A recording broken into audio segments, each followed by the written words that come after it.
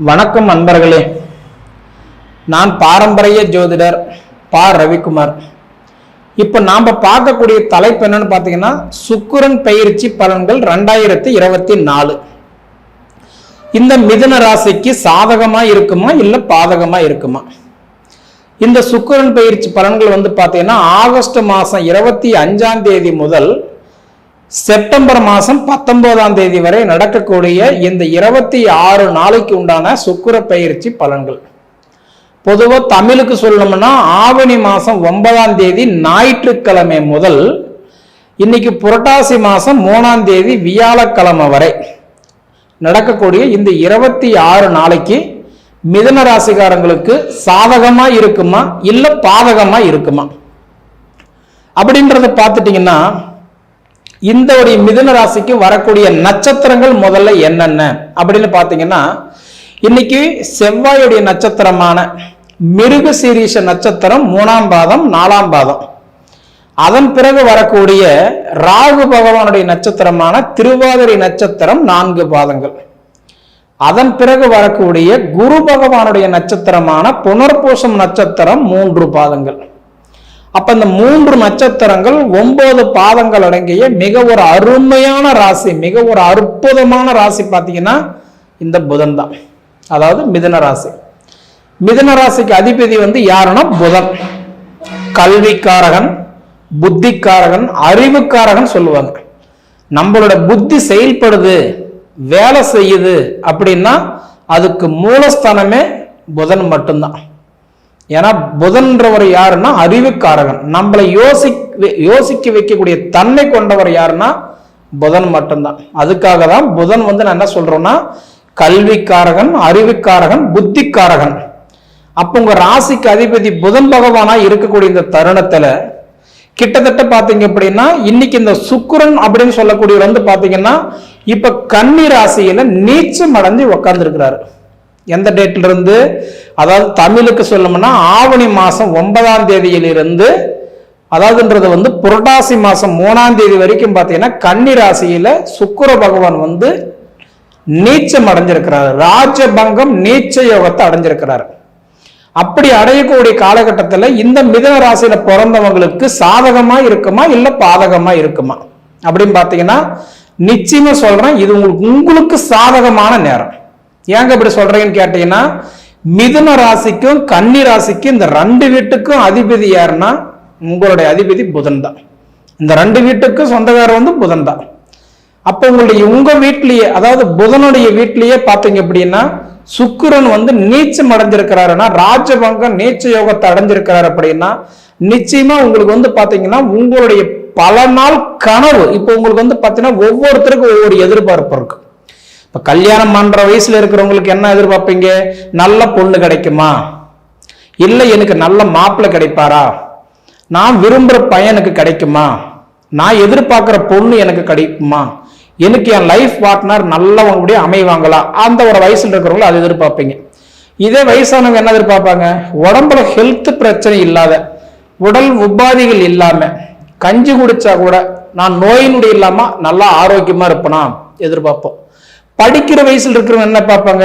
எனக்கு சாமி நல்ல கல்வி கொடுக்கணும், நல்ல ஆரோக்கியத்தை கொடுக்கணும், எனக்கு கத்துக்கிற மனத்தன்மை கொடுக்கணும் நம்ம எதிர்பார்ப்போம். அந்த மாதிரி இப்ப உங்களுக்கு சுக்கிர பகவான் இருக்க வேண்டிய வீடு புதனுடைய வீட்டுல, உங்களுக்கு அதிபதி உண்டான வீட்டுல.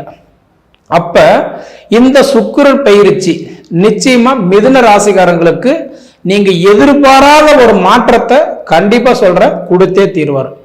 உங்களுடைய கனவு என்ன, உங்களுடைய லட்சியம் என்ன, அது நிச்சயமா நடக்க போகுது. அதுக்கு உங்க ஜாதகத்துல அதுக்கு வாய்ப்பு இருந்தா, ஏன்னா உங்களுடைய கிரகம்ன்றது ஒண்ணு இருக்கு இல்லைங்களா, கோச்சரம்ன்றது ஒண்ணு இருக்கு இல்லைங்களா, உங்களுக்கு நடக்கக்கூடிய திசை புத்தின்றது ஒண்ணு இருக்கு இல்லைங்களா, அதுபோல உங்க ஜாதகம் நல்லபடியா இருந்துருச்சுன்னா நான் சொல்ற மாதிரி இந்த ஆகஸ்ட் 25ஆம் தேதியிலிருந்து செப்டம்பர் 19ஆம் தேதிக்குள்ளார உங்களுடைய கனவு கண்டிப்பா பூர்த்தி ஆயிடும். ஏன்னா புதன் வீட்டுல சுக்கிரன் ஏன்னா இன்னைக்கு 12 வீட்டுல சுக்கிரன் நீச்சம் அடைகிறாருன்னா அது கன்னி ராசியில மட்டும்தான் நீச்சம் அடைவார்.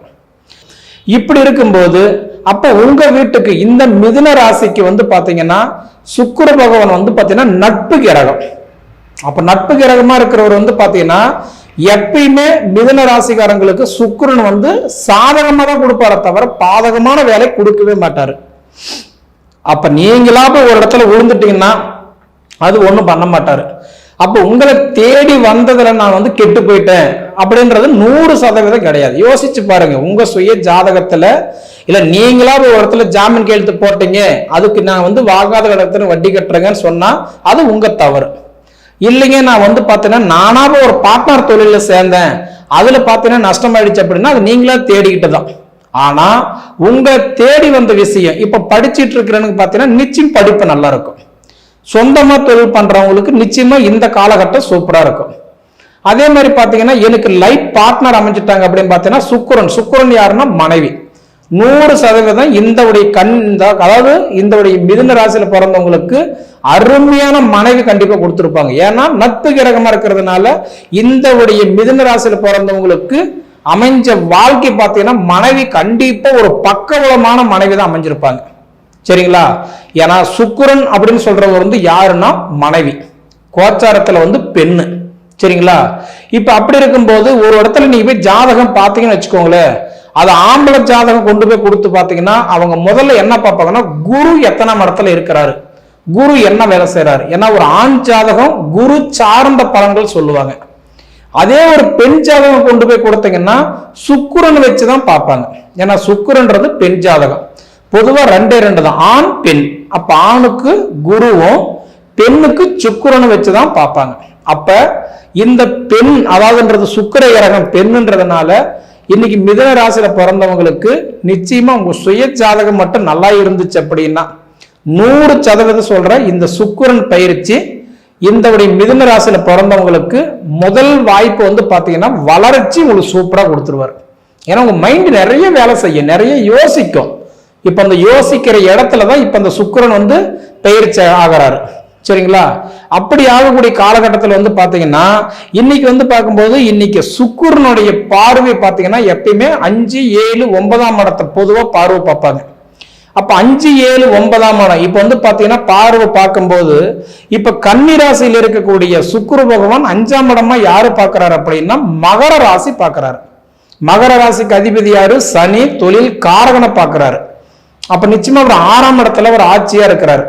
அப்ப 100% என்ன பண்ணுவாருன்னா உங்களுக்கு இந்த அடிமை தொழில் நான் சம்பளம் வாங்கிட்டு இருக்கிறேங்க அப்படி பார்த்தீங்கன்னா எனக்கு ஏதாவது ஒரு மாற்றம் நடக்குமா? நிச்சயமா நல்லது நடக்கும்.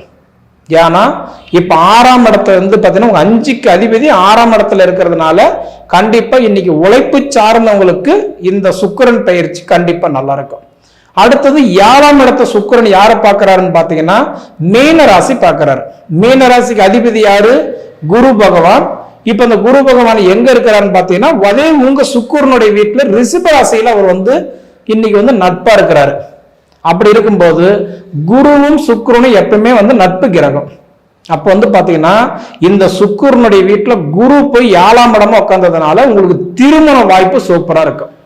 இப்ப எனக்கு திருமணம் எல்லாம் ரொம்ப நாளா நான் ட்ரை பண்றேங்க, பாக்குறேங்க, எனக்கு அமையல, நான் பார்த்துட்டு வர நேரம் அந்த பொண்ணுக்கு கல்யாணம் ஆகுது, என்ன பார்த்துட்டு போற நேரம் அந்த மாப்பிள்ளைக்கு கல்யாணம் ஆகுது, எனக்கு ஆகலைங்க அப்படின்னு சொல்றவங்களுக்கு இந்த சுக்கிரன் பயிற்சி ஆவணி மாதம் 9ஆம் தேதியிலிருந்து புரட்டாசி மாசம் 3ஆம் தேதி வரைக்கும் பார்த்தீங்கன்னா அருமையான ஒரு நேரம்.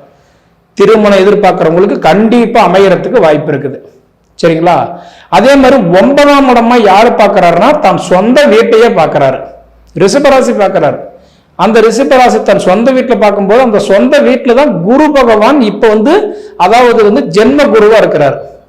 அப்ப வந்து குரு பகவான் ஜென்ம குருவா இருக்கும்போது அப்ப உங்களுக்கு புத்திர பாக்கியம் நல்லா இருக்கும். ஏன்னா ஒருத்தருக்கு வந்து குழந்தை பாக்கியம் நல்லா இருக்குதா அப்படின்னு பாத்தீங்கன்னா முதல்ல யார் பார்ப்பாங்க? குரு தான் பார்ப்பாங்க.